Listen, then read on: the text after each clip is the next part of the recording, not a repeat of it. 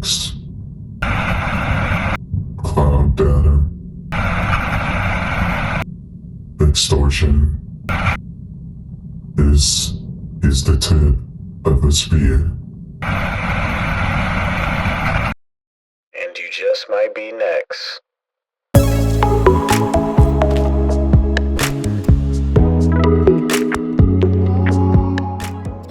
What's up, Cyber Rangers, and welcome back to the YouTube section of the Cyber Ranger universe. I'm your host, your plug-in for cyber news, or better yet, your Cat 5 for the top 5. For the first segment in our lineup, we have Oracle E-Business Suite discovering a zero-day vulnerability. Oracle E-Business Suite is an enterprise resource planning system. It's a financial service that many businesses use to handle things such as invoicing, purchasing, and even payroll. The zero-day is a software mistake the vendor hasn't had any time yet to fix. It's brand new to them, but criminals already know how to use it. In early October, researchers and news outlets reported this vulnerability, which was a critical flaw that allowed remote code execution, which means that an attacker on the internet could run their own programs on the server without even logging in. Oracle rushed out updates, but not before they found that some businesses were already affected by a hacker group known as the Clop Gang, in which these businesses did receive email confirmation from the Clop Gang stating that they were successful in their attempt of stealing their data or affecting their systems, and they were even willing to send proof to show the business that their data was even stolen, ultimately stating that their only options were to negotiate terms of payment or have all their data leaked on the dark web. So if you're a business or an employee who ends up utilizing that system, and your records sit in that system, a break-in can lead to your stolen data, falsified payments, or business shutdowns while you recover. So what can you do to protect yourself? If you utilize this service or platform, the most important thing is to make sure that you keep your software up to date. Usually when these vulnerabilities are found and patches are released, the best way to protect yourself is to make sure that you are downloading the most updated security features. Like I said, Oracle E-Business Suite did find this vulnerability and did release a patch for it, so make sure that you go out and you download that as quick as possible.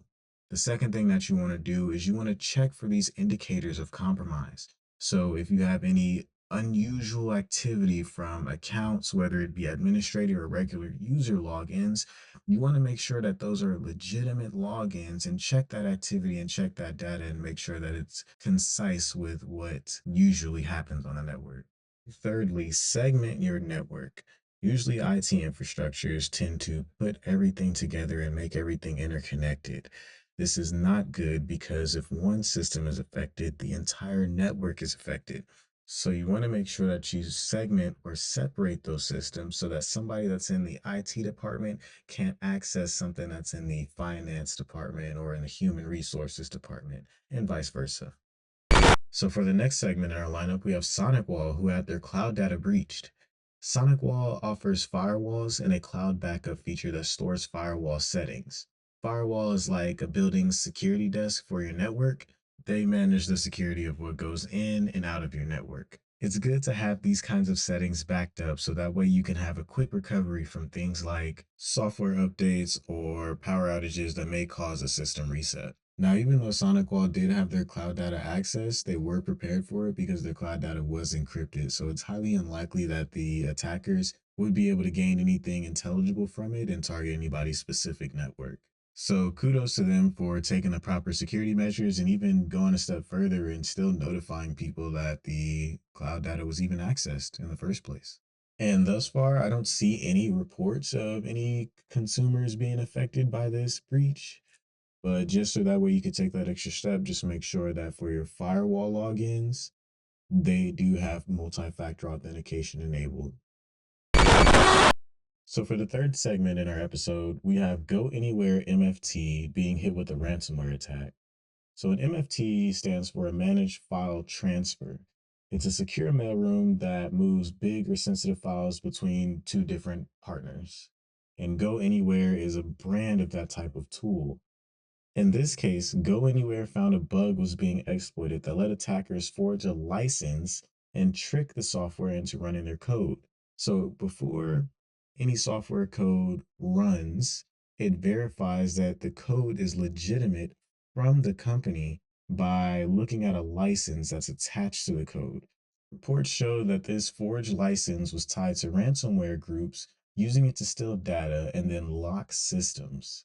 And just to be clear, ransomware is just a software that's being taken advantage of by some threat in order to get a company or the victim to pay a certain sort of ransom. So if you're using software to steal data or software to lock those systems in order for a victim to get those systems unlocked or to recover their data, the entity is going to want you to pay a ransom. Same thing that we've seen in the Oracle e-business suite, but just a different method. So if your business exchanges files with banks, insurers, hospitals, this mailroom, this managed file transfer system sits between you and the world. And a compromise here means that the attackers have access to the hub of where all your information is being sent out, and they can commit data theft at a very large scale. News and advisories were sent out to consumers urging them for rapid patching and highlighting that these exploitations are active in the wild.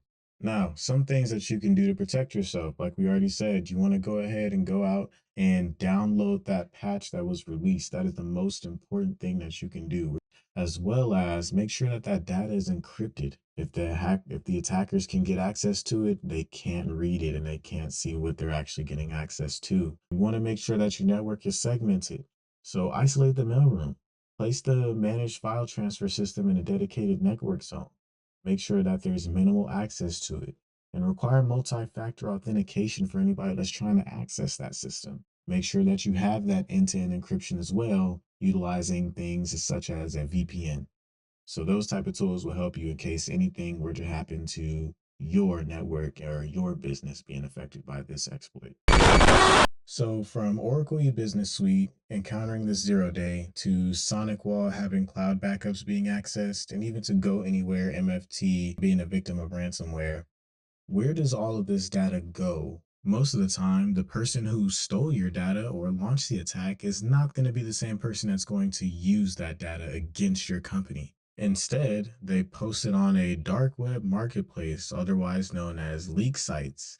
And these leak sites are similar to a Facebook marketplace, but for company data for another attacker to use it against your company to run the extortion game. Now, in some other cases, they're not set up as Facebook marketplaces, they're set up as open forums where the attacker would threaten to publish your data to this forum, and it's just free game for anybody to go in and be able to look at the data. One of these websites named Shiny Hunters, the extortion site, was used in Salesforce related data theft cases. Law enforcement recently shut that down back on October 10th, and this made major headlines being covered by a lot of news forums such as Dark Reading and Cyberwire. The takedown is good news, but extortion attempts still remain active, so still stay vigilant.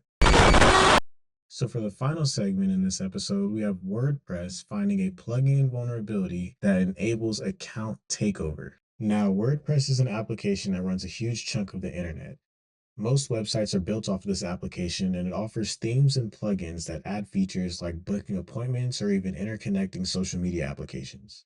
In early October, researchers warned that a plugin, undisclosed, bundled with the Service Finder theme, had a critical authentication bypass bug that allowed attackers to log in as anyone, even the administrator, without using a password. This means that anybody could take over your entire site. For small businesses, churches, clubs, or any business that uses WordPress, a site takeover can lead to malicious pop-ups, credit card skimmers, or phishing pages shown to your visitors. Now, these type of attacks really take advantage of masquerading and pretending to be somebody that they're not, or pretending to be an entity that they're not if they're taking over a business, exploiting the trust that a person or business has built over time with their customers and consumers. Now, after looking at the sources that I read, the anonymous plugin was updated, the vulnerability was patched, but just to be on the safe side, make sure that if you're using this WordPress application to build your website, that you chain your admin passwords and make sure that that multi-factor authentication is enabled. If you want to take it a step further, take a snapshot of your website. Make sure that you have a backup available, so just in case things do go nuclear, things do go sideways, you have a older, secure version that you can always go back to. And that's our top 5. Down in the description is a rapid recap of the topics discussed during this episode, as well as some key terms and definitions that you can dive into for more examples. Please like the video and subscribe to the channel so it can be added to your YouTube algorithm. And hit the comments, let me know how I can make these videos better for you. Happy Halloween, and as always, be safe and stay dangerous, Rangers. Says she on a vacation to the Bahamas, Gucci, Louis, and Prada. She rockin' it like a model. Know I'm gon' spend them dollars. Alright, holla, lil' mama, know you need that. I say now, holla, lil' mama, know you need that. It's why